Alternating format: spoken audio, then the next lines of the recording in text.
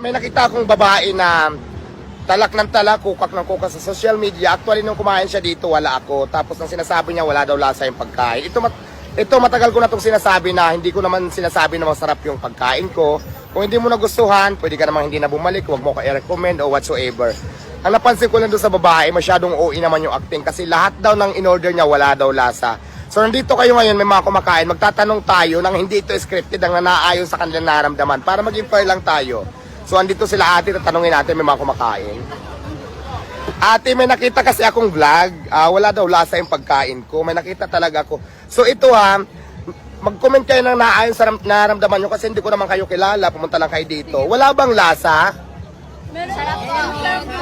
Oh, masarap, di O, ba? ayan ayan. Ano ang lasa? Kasi sabi niya, nag-order siya ng chicken, nag-order siya ng overload.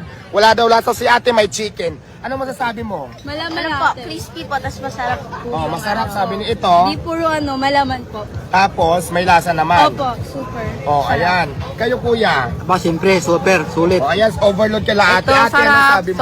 Sobrang sarap. Kaya, walang katotohanan sinasabi nila. Affordable pa siya for 100 only. Oh, ayan hindi to scripted. So, ate sila ang nagsabi. Isa versus ilang itong natanong ko pa lang na magkakasama. So, 5. 1 versus 5. So, hindi ako maniniwala sa'yo. Doon pa rin ako sa nakakarami. So, yun lang ate Kung hindi ka man nasarapan,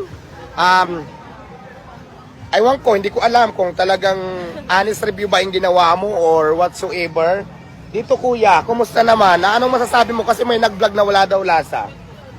Anong masasabi mo? Ayos lang po. Okay naman po. Ayan. Ayan may lasa, ibig sabihin. So yun lang. Ate nag-interview ako kasi napanood ko yung talaka ng talak. Actually, hindi naman din kita kilala. Kung hindi ka nasarapan lahat, sinabi mo walang lasa. So ngayon ito, nagtanong ako, kararating ko na sa tindahan ko. So yun.